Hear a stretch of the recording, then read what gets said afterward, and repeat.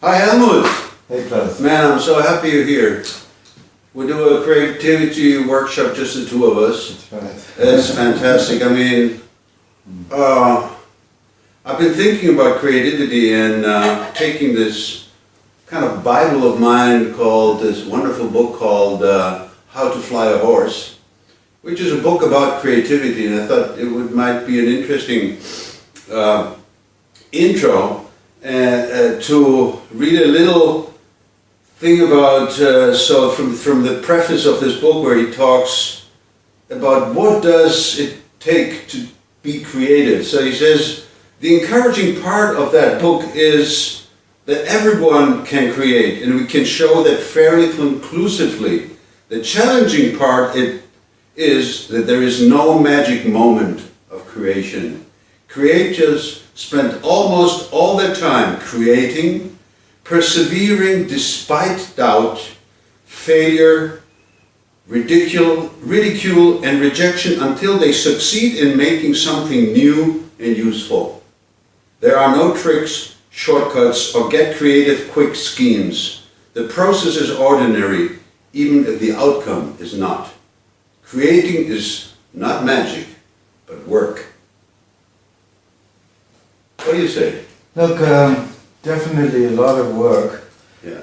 When people listen to a song, you know, it's 3.5, 4, whatever, 8 minutes. They listen to a song, but the artist or the producer or whoever made it spent hours and hours and hours and hours in the studio recording it. Yeah. When you go in the theater play, they spend weeks and weeks and weeks rehearsing, learning the lines. So whatever the artistic creative outlet is, there is a lot of work. But I'd like to add something.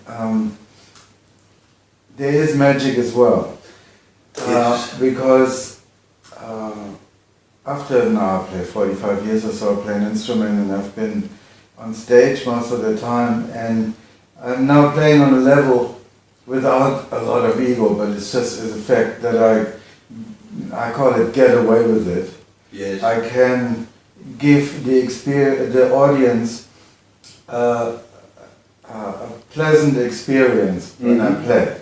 Yes. I'm in the band or whatever, and I'm now on a level that even if I don't have the magic, Yes. I can make it sound so-called good, that the audience has a good time. Because I've done it a long time. Because you've done it for a long, which reminds me of, yes, go ahead. Just one thing. But sometimes when I play, the magic happens, and I play stuff which I don't even know, which I actually not do, but it is being, something else takes over. It's being done to me, and that's the magic. And I speak about it and I get goosebumps. Yes. Because that is a gift from God, so to say, for an artist that we cannot make happen, but that happens to us now and then, and that's wonderful.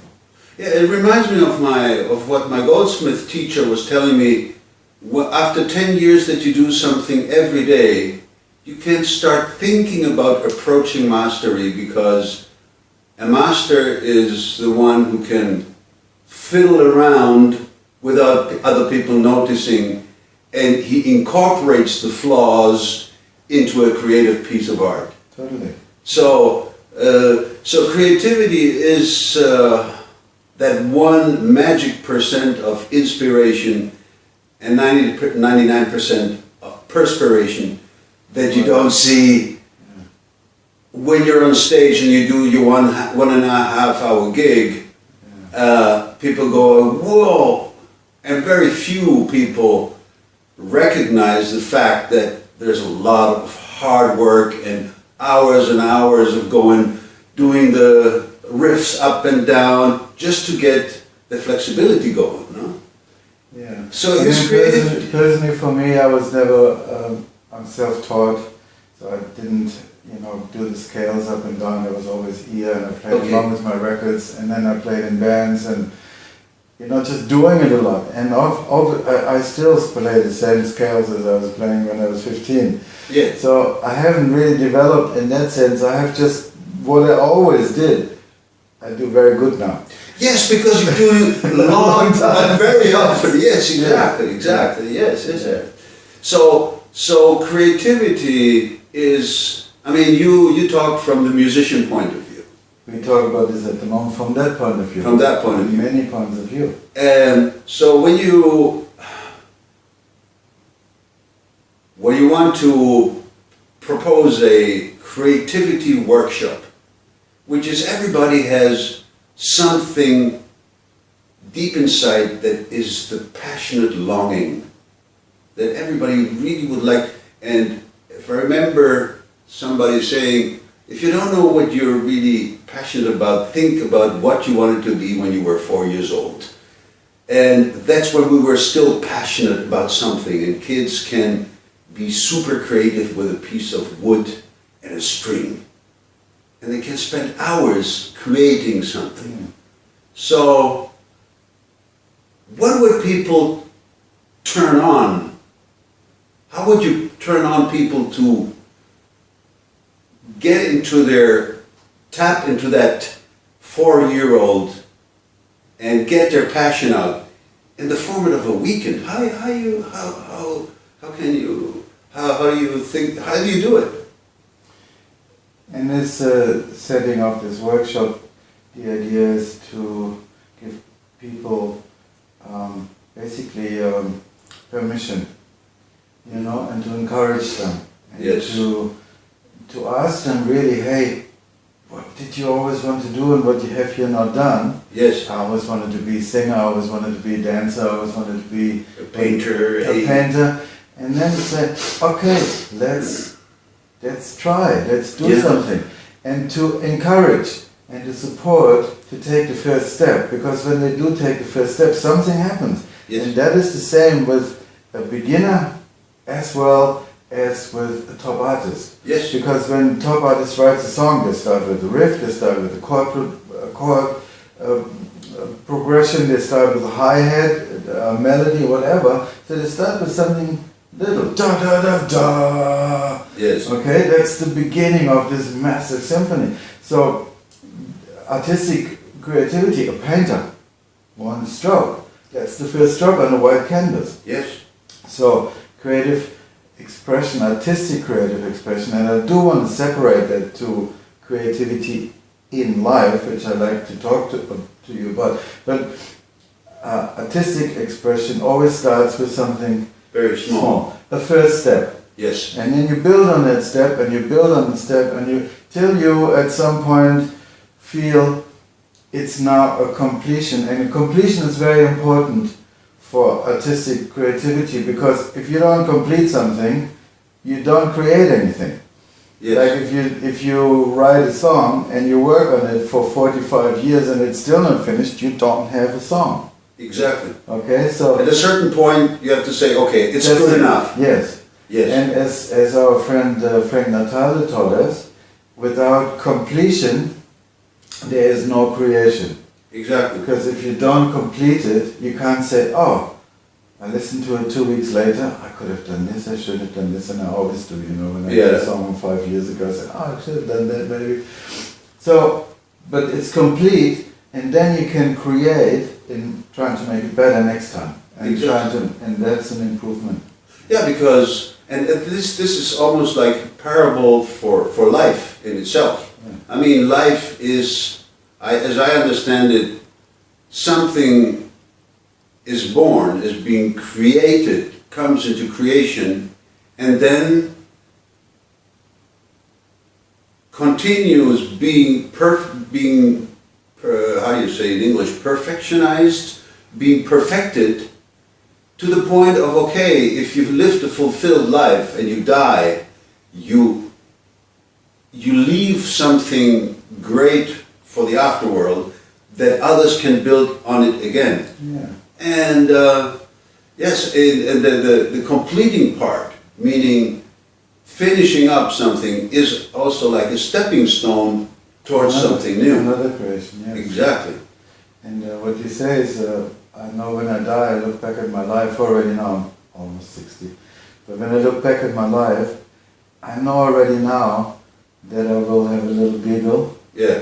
and say, wow, fuck, I have lived my life. It's cool. Yes. And part of that for me personally is that I left a lot of music behind that hopefully will give, pleasure to people Yeah. when I'm gone. It's because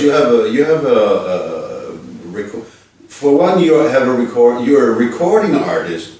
You have a record label where you have different artists from all over the world that contribute to productions that you make, you produce their music, meaning they in your record label there's different kind of artists from all kinds of musical genres, or do you have a preferable thing? Do you have a preferable music style?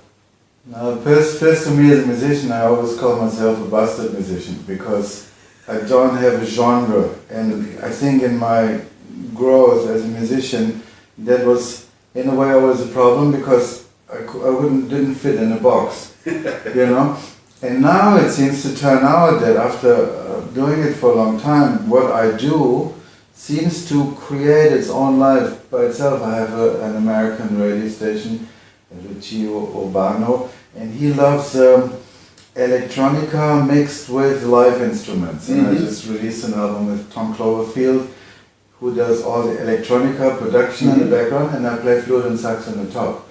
So it's a trance, dance, chill album, but with a live instrument. Nice. So it gives it more heart, I feel, or not more. I don't want to compare it, but it gives it a lot of heart because there's some live thing. There's a lot, and saxophone, especially for me, is a heart instrument. I can really play from the heart. And but in terms of the label, we have amazing artists. I'm so incredibly proud and happy of all the people who are working with us. And we got R&B, we got rock, we got jazz, we got new age, we got electronica. There are many different genres, and I love different music. I don't just like one style of music. I think what's the common denominator is the quality that all these artists have. And then I work with some of them personally in terms of creating the music, or for some of them I mix it or I master it, some of them I play, but most of them, they do their own production, and I distribute it through the various digital outlets, or I give them advice, or I help them with their marketing, stuff like that. So another common denominator of the artists that are part of Wolfman Entertainment. Wolf Entertainment. Wolf Entertainment. Not Wolfman. Okay, Wolf Entertainment. It's my artist name, the Wolfman, but it's Wolf Entertainment. The Wolf Entertainment is the other common denominator is they're all friends of yours, right? I have every single one, and we're about 65 people now on the label. I have with every single one a personal relationship. And which makes it an enlarged family, sort of. It is. Yeah. It is like a large family. And some of them are like Freddie Washington. I only met him once in LA for an afternoon. Freddie is one of the most prolific bass players on the planet. He played with Whitney Houston before she passed, and Dire Straits, and you name it. He's just unbelievably good and unbelievably famous. And he did one album, released one album, and he gave me that album for distribution. Wow. So I speak to him every 3 months when I do the sales reports for everybody, and say, hey, how's it going? Here's what you earned last quarter, and send him the money, and we have a little chat. So it's not like a very close relationship, but we speak, and then with some of them, like Frank Steffen Müller from Germany, he's a wonderful, wonderful guitarist. Over the last 3-4 years, a very special personal friendship has been created. Very nice, very nice. So personal relationships is a key element of why your company. When did you start that company? About 6 years ago. Okay. Yeah, I was working as A&R, what they call artist and repertoire, at 2 other labels before, and I saw that the artists were at these 2 labels not being treated with respect. Their sales reports were doctored. They were basically ripped off. It's a sharky business. It's a sharky business, and me as an artist musician, I'm sometimes a little bit gullible. You know, I think people mean what they say, and often they're in the music business, they actually don't. Yeah. But I watched it going down, and then, it's a long story, but when I left at the second label, I said, okay, I started my own thing, and I used my father's name, Wolf, so I have to make it a success, because I don't want to let my papa down. He's gone, Yes. gone Was du ererbt von deinen Vätern, erwirb es, es zu besitzen, said Goethe. You know, what you inherited from your forefathers, you have to earn it in order to possess it. So your dad's name is going to live on. Yeah. Yeah. And he was a musician. He All was right. a violin and keyboard player. Okay. And still in his last years, he played still keyboard and Nice, and nice. yeah. You were mentioning this thing that the respect between you and your, well, it's not your employees, it's your collaborators. Yeah. So the respect, is that part, that would be also a very intrinsic part of the workshop, which I hope eventually will become into a series of workshops, the respect that people have towards themselves to respect their creative part. Well, look, the concept of this workshop is that we use artistic expression to have a look at the space of creativity itself. It doesn't matter now what the outcome is of the paint, if the painting is great or that is not the point. But to be in a creative space, and then to take that space, not the product, but the space of creativity, and apply that on one's life. Great. So to become a life artist. in a way. Because then, when you go to the butcher and you buy some meat, or you are meeting a bus driver, and so you have your life in front of you every moment. And if you live that moment, every moment, from a creative space, then you can consciously create, in the moment, something that you would like to happen. So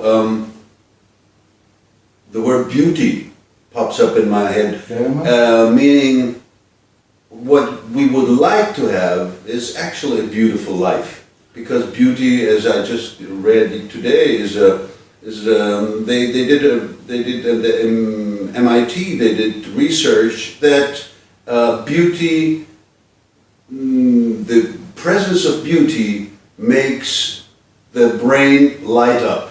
So it is obviously a biological need for pro-life to have beauty around. Yeah, it's that, and it's also, instead of operating from a reactive space, which is programs that are programmed in each one of us as we grow up in society and all that. So instead of running a program and standing on the bus stop and being pissed off that the bus is 3 minutes late, instead of in that moment turning around and being creative with the other person who is standing there next to you and saying, how's it going? And create an interaction. Exactly. So you have then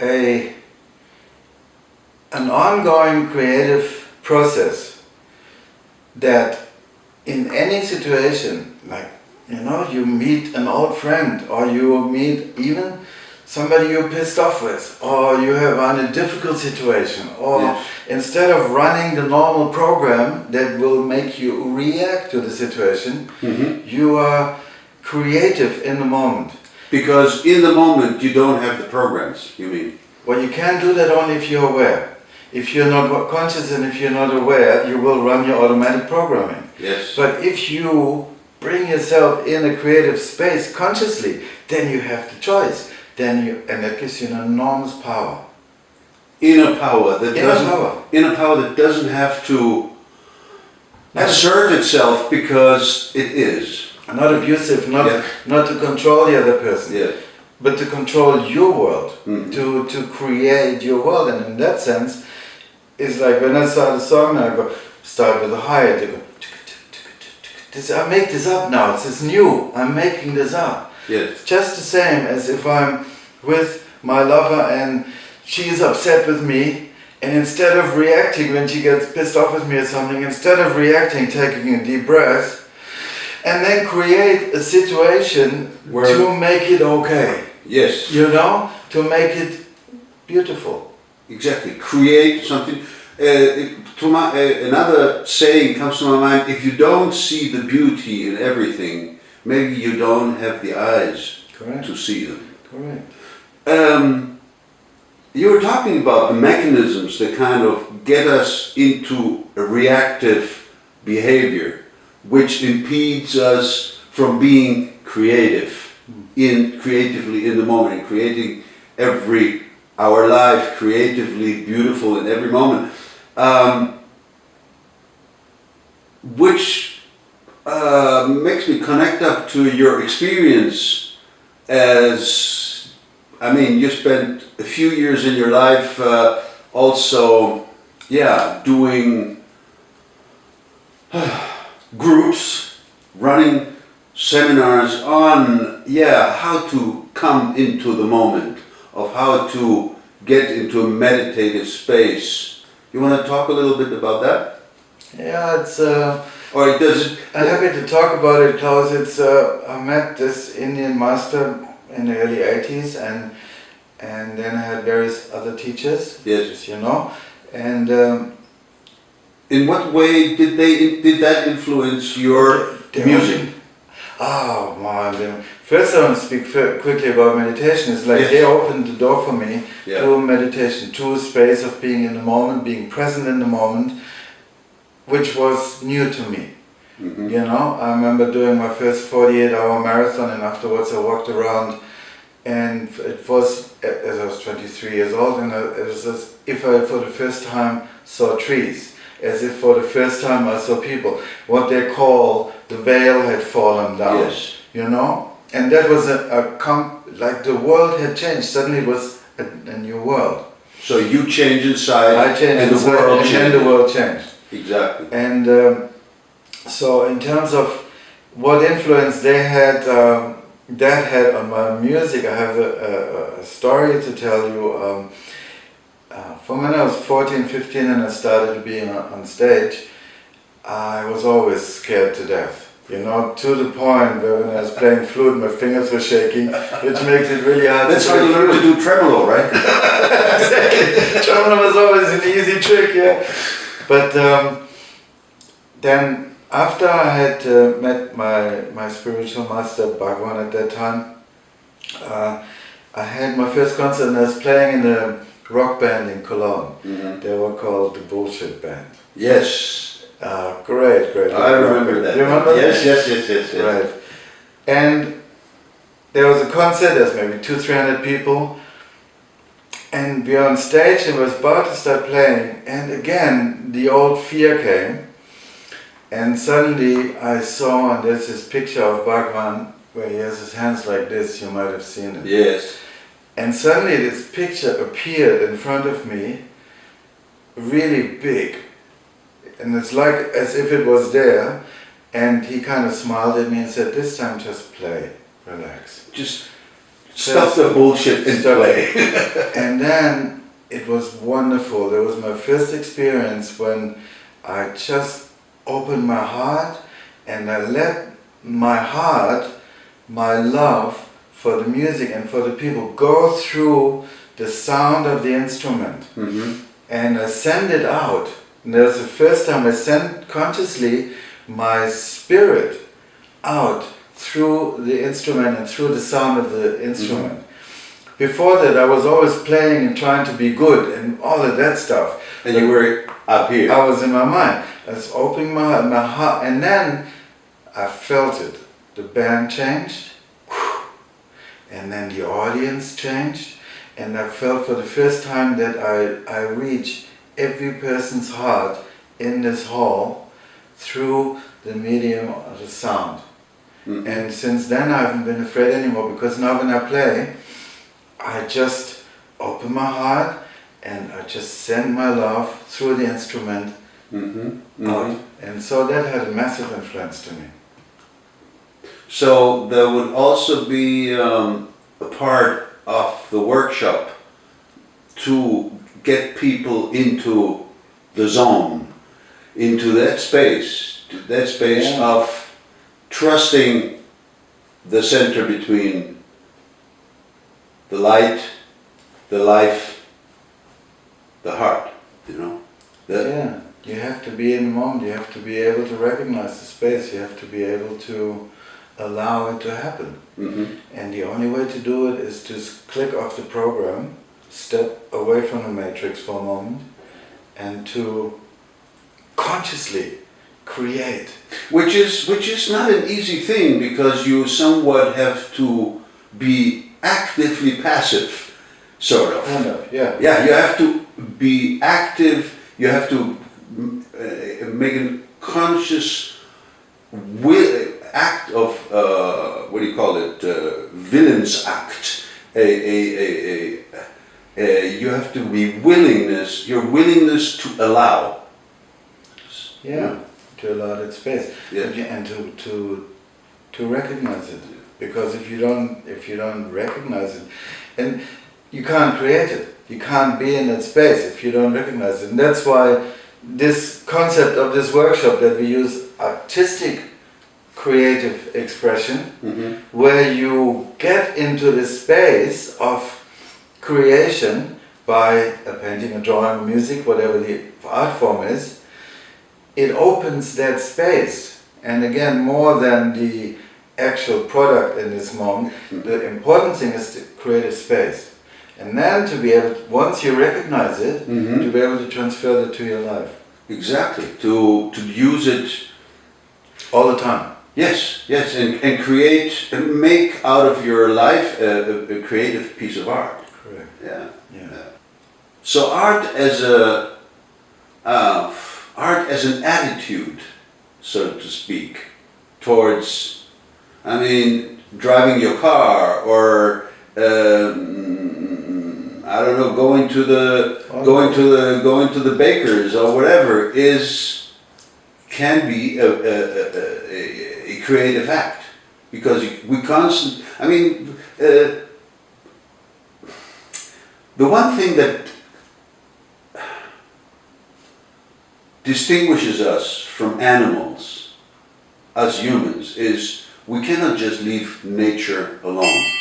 We take it and we have to transform it. A plant grows, make fruits, and they fall down. We have to make fruit trees. We have to make fields to produce. So the intrinsic thing of human beings is we need to create. We have to bring more order into the seemingly chaotic circumstances. I don't know, because I find nature has an incredible order and an incredible intrinsic order that we as humans are messing with beyond belief. But I do understand what you mean. I think the difference is the consciousness and the awareness. The animals do not do this consciously. They do it because it's part of their programming, their whatever. That's what they do. There's, for example, I saw the other day a video of a fish. It is so amazing. This little fish like this in the ocean. He builds about this size a circle and it is the most incredible structure, exactly laid out, and he creates this thing to attract the female. But he works days, and he has to do it in a certain time frame, otherwise the stream is going to blow the whole thing away. So about 2 days he works non-stop, no sleep, he just In works. the moment, without a Yeah, break. but Yes, he's not conscious about it. exactly, He's because not it's doing this consciously, it's his nature to do it. yes, like the peacock. This beautiful feathers. I mean, it's in his imprinting that he has to make this huge semi-wheel of amazing feathers for procreation, which is pro-life, obvious. So it's nice that you bring this, that there is an implicit order that we, an implicit order to nature, that we humans, as we're kids with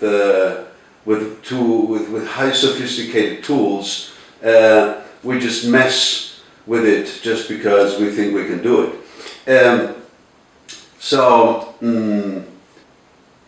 Creativity only, it is a concept that we humans came up with, but actually it's everywhere. It's everywhere. It's everywhere.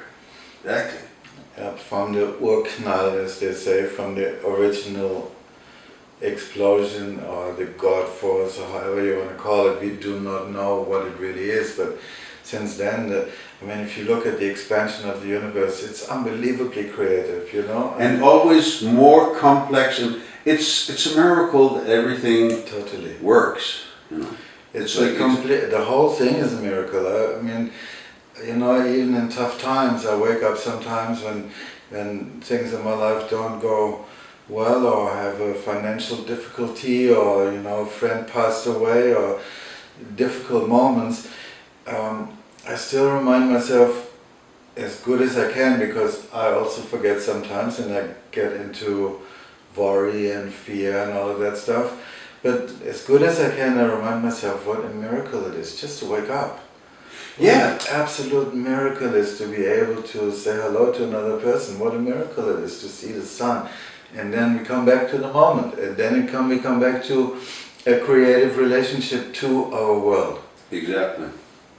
Because when we are in that space, practicing it every day, of being, first of all, grateful for that miracle, and then approach it and say, okay, what's there to do? Let's do it and be creative. Let's do the best we can. Bit by bit, one gets to maybe even create beautiful things that then, if you do it for long enough, have value to others. Eventually people say, oh, hey, you have a new profession, you're an artist.